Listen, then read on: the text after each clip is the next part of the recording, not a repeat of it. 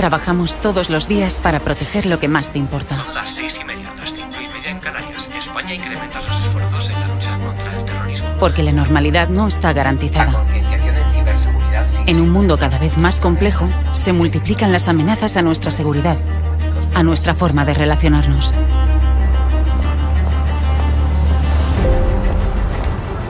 Tratamos de anticiparnos a las amenazas. Hacernos las preguntas adecuadas para conseguir las respuestas correctas. Buscamos información allá donde sea necesario. Nos apoyamos en la tecnología, pero nuestro activo más valioso sigue siendo la persona, el factor humano. Cuando conseguimos la información, la analizamos para entender cómo puede afectarnos. Sabemos que lo que pasa en cualquier lugar del planeta puede tener efectos sobre nuestra vida cotidiana. Contrastamos el resultado de esos análisis porque juntos somos más fuertes. La inteligencia que elaboramos es clave para la toma de decisiones. Defendemos nuestro modo de vida y creemos que la mejor defensa es la inteligencia. Para seguir garantizando la seguridad del suministro. Las tensiones geopolíticas de los últimos días en distintas partes del mundo están impactando sobre la evolución de los principales indicadores económicos. Nunca bajamos la guardia. Mientras, nos llegan imágenes en directo de la desarticulación de una célula terrorista que planeaba atentar inminentemente en España y a desencadenar el... Nuestro éxito es la normalidad.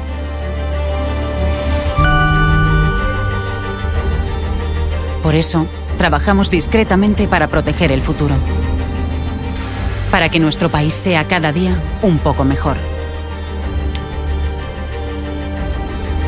Nuestra fuerza es la inteligencia. Somos el CNI.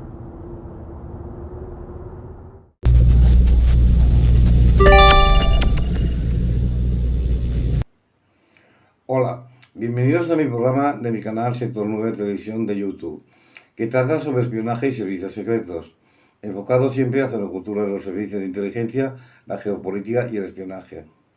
En este temario hablaremos de qué es el síndrome de Kessler y el fenómeno de la basura espacial.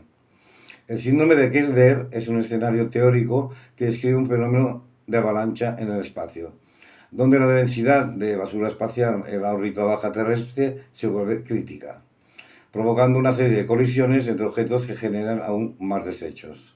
En otras palabras, es un choque inicial con un objeto en órbita, genera fragmentos que, a su vez, colisionan con otros satélites o basura, creando un efecto dominó que aumenta exponencialmente la cantidad de desechos espaciales. ¿Qué provoca el síndrome de Kessler? El nombre proviene del científico de la NASA, el estadounidense Donald Kessler, que lo expresó por primera vez en 1991, y hace referencia a una posible creación en cadena debido a la colisión de fragmentos de desechos que ya se encuentran en el espacio ultraterrestre, en el espacio exterior. ¿Cuál es el problema de la basura espacial? Las consecuencias que puede provocar esta basura espacial van desde inutilizar nuestros actuales sistemas de comunicación a sufrir en la superficie terrestre el impacto de piezas de estos despojos, envueltas en llamas, pasando por poner en riesgo el futuro de los vuelos espaciales. La basura espacial se concentra más en la órbita baja de la Tierra, aunque algo se extiende hacia más allá de la órbita geoestacionaria. A finales de 2003 había unos 10.000 objetos catalogados. No obstante, se estima en más de 50.000 el número de objetos mayores de 1 centímetro. ¿Qué es la basura espacial y cómo nos afecta? La basura espacial engloba cualquier pieza o resto dejado por el ser humano en el espacio y cuyo origen, por tanto, se encuentra en la Tierra. Estos desechos espaciales pueden ser tan grandes como un satélite inactivo, similar al tamaño de un automóvil o tan pequeño como una escama de pintura. También tenemos otra pregunta que ¿por qué algunos científicos creen que el escenario de desastre espacial ya comenzó? Según la CNN norteamericana, el pasado noviembre, cuando un pedazo de basura espacial se desvió hacia la Estación Espacial Internacional, los 7 astronautas a bordo se prepararon. Una nave espacial rusa, acoplada a la estación espacial, encendió sus motores durante 5 minutos, modificando ligeramente la trayectoria de la estación y alejando al laboratorio del área de peligro. Si la estación no hubiera cambiado de rumbo, los restos podían haber pasado a 4 kilómetros de su trayectoria orbital, según la NASA. El impacto de escombros de la estación espacial podría haber sido un desastre, un impacto que podría haber despresurizado segmentos de la estación y obligado a los astronautas a regresar a casa a toda prisa. Lo que es más preocupante, el posible impacto no era algo tan raro. La Estación Espacial Internacional ha tenido que realizar maniobras similares decenas de veces, desde que fue ocupada por primera vez en noviembre del año 2000. Y los riesgos de colisión aumentan cada año a medida que prolifera el número de objetos en órbita alrededor de la Tierra. Durante años, los expertos en tráfico espacial han dado la voz de alarma sobre la creciente congestión. Las colisiones, explosiones y pruebas de armas anteriores han dado como resultado decenas de miles de fragmentos de escombros que los expertos están rastreando y posiblemente millones más que no se pueden ver con la tecnología actual.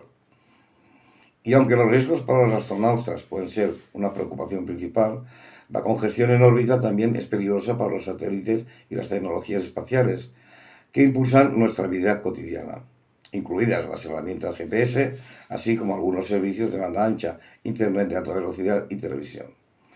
La cantidad de objetos que hemos lanzado al espacio de los últimos 4 años ha aumentado exponencialmente, dijo el doctor Vishnu Reddy, profesor de Ciencias Planetarias en la Universidad de Arizona de Tucson. Por lo tanto, nos estamos dirigiendo hacia la situación que temíamos. El evento al que se refiere Reddy es un fenómeno hipotético llamado síndrome de Kessler, como hemos dicho. El síndrome de Kessler, que lleva el nombre del astrofísico estadounidense Donald Kessler y está basado en su artículo académico de 1978, tiene una definición confusa. Pero la frase describe en líneas generales un escenario en el que los desechos en el espacio desencadenan una reacción en cadena. Una explosión envía una nube de fragmentos que a su vez chocan contra otros objetos espaciales, creando más detritos. El efecto en cascada puede continuar hasta que la órbita de la Tierra esté tan obstruida con basura que los satélites se vuelvan inoperativos y la exploración espacial deba detenerse por completo. Por otra parte, los investigadores no se ponen de acuerdo sobre el nivel actual de riesgo ni sobre cuándo exactamente la congestión en el espacio puede llegar al punto de no retorno. Pero hay un consenso generalizado sobre una cosa: el tráfico en el espacio es un problema grave que necesita ser abordado desesperadamente, según la entrevista de CNN con científicos y expertos en tráfico espacial. ¿Pero con qué frecuencia chocan los objetos en el espacio? Desde el comienzo de los vuelos espaciales en 1957 ha habido más de 650 rupturas, explosiones, colisiones o eventos anómalos que resultan en fragmentación, según la Agencia Espacial Europea. Estos incidentes incluyen satélites que han chocado accidentalmente entre sí, partes de cohetes y naves espaciales que han explotado inesperadamente, y pruebas de armas de países como Estados Unidos, Rusia, India y China que han arrojado desechos a varias altitudes en órbita. Rusia, por ejemplo, lanzó un misil contra uno de sus propios satélites como parte de una prueba de armas en 2021, creando más de 1.500 piezas de escombros rastreables. La última colisión accidental importante entre dos objetos espaciales ocurrió en febrero de 2009, cuando un satélite militar ruso inactivo, llamado Cosmos 2251, chocó contra Iridium 33, un satélite de comunicaciones activo operado por la empresa de telecomunicaciones estadounidense Iridium. Ese proyecto produjo una enorme nube de casi 2.000 fragmentos de escombros de casi 10 centímetros de diámetro y miles de fragmentos aún más pequeños. También son comunes eventos similares en una escala menor. Un satélite meteorológico de la Fuerza Aérea de Estados Unidos, por ejemplo, se rompió en órbita el 19 de diciembre, creando al menos 50 nuevos fragmentos de escombros, dijo Leavitt, una empresa que rastrea objetos en el espacio. Fue solo el último de una serie de 4 eventos de fragmentación en los últimos meses que crearon más de 300 nuevos fragmentos de basura. También tenemos lo que podemos ver y lo que no. Para quienes gestionan satélites, la congestión en el espacio puede ser una pesadilla. Es habitual que un operador de satélite reciba una docena o más de alertas al día sobre posibles colisiones. El proceso de seguimiento de objetos en órbita, llamado conocimiento de la situación espacial implica rastrear posibles conjunciones o aproximaciones entre dos entidades.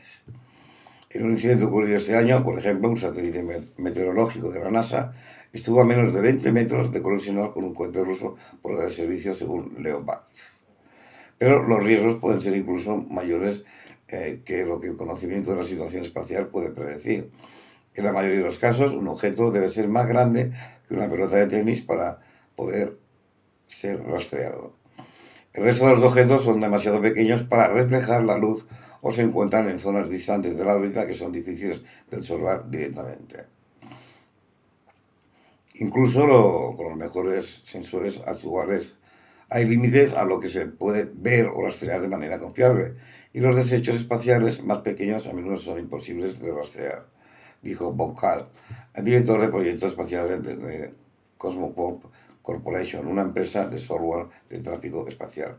Pero los objetos pequeños aún pueden representar amenazas importantes. En órbita, los objetos giran tan rápido que incluso una mota de pintura es capaz de atravesar el metal, según la NASA. Eso implica que cualquier pieza de basura que quede en el espacio es muy preocupante y potencialmente catastrófica.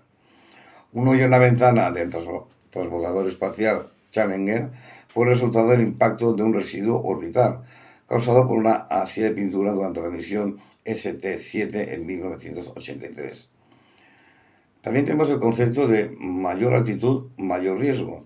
No está claro exactamente cómo podría desarrollarse una reacción en cadena de colisiones en el espacio. Las distintas regiones de la órbita terrestre tienen sus propios niveles de congestión y riesgo. La órbita baja, que se extiende hasta unos 2.000 kilómetros por encima de la superficie del planeta, es con diferencia la más concurrida. Esta área alberga 2 estaciones espaciales tripuladas y enormes constelaciones de satélites que transmiten Internet, como la red de casi 7.000 satélites Starlink de SpaceX, que monitorean el clima, observan la producción de cultivos o analizan los factores climatológicos. Si se produjera una serie de explosiones en la órbita baja de la Tierra, podría amenazar la vida de los astronautas, detener los lanzamientos de cohetes y causar la destrucción de toda la tecnología satelital presente allí. La buena noticia en este escenario, si es que hay alguna, es que las condiciones desastrosas podrían no durar por generaciones. Todavía tenemos restos de atmósfera en la órbita baja de la Tierra, por lo que tenemos un mecanismo de limpieza natural, dijo Caroline Watt, profesora asociada de aeronáutica y astronáutica en la Universidad de Purdue en Indiana. A una altitud de alrededor de 500 kilómetros, los objetos en órbita caerán naturalmente a la Tierra o se desintegrarán en la atmósfera dentro de unos 25 años, dijo esta científica, indicando que un campo de escombros a esta distancia probablemente no amenazaría el acceso al espacio para las generaciones venideras. Pero el panorama cambia rápidamente en órbitas más altas. A casi 800 kilómetros se necesitaría al menos un siglo para que un trozo de desecho fuera arrastrado naturalmente fuera del espacio. A más de 1.000 kilómetros el proceso llevaría miles de años. Esas son malas noticias para la órbita geoestacionaria, una región de unos 37.800 kilómetros de la superficie de la Tierra, que alberga satélites de comunicaciones valorados algunos en 250 millones de dólares que transmiten televisión y otros servicios a amplias franjas del planeta. El lugar más peligroso donde esto ocurre, un evento similar al síndrome de Kessler, podría ocurrir es un geo, dijo Reddy, la investigadora de la Universidad de Arizona, porque no tenemos forma de limpiarlo de manera rápida. Claro, ¿cómo podrían desarrollarse las colisiones en cascada? La película de 2013, Gravity, llevó la idea del síndrome de Kessler a la pantalla grande. Un ataque de un misil ruso a un satélite muerto inicia una cascada de colisiones, generando una nube de basura que devasta otros satélites y naves espaciales.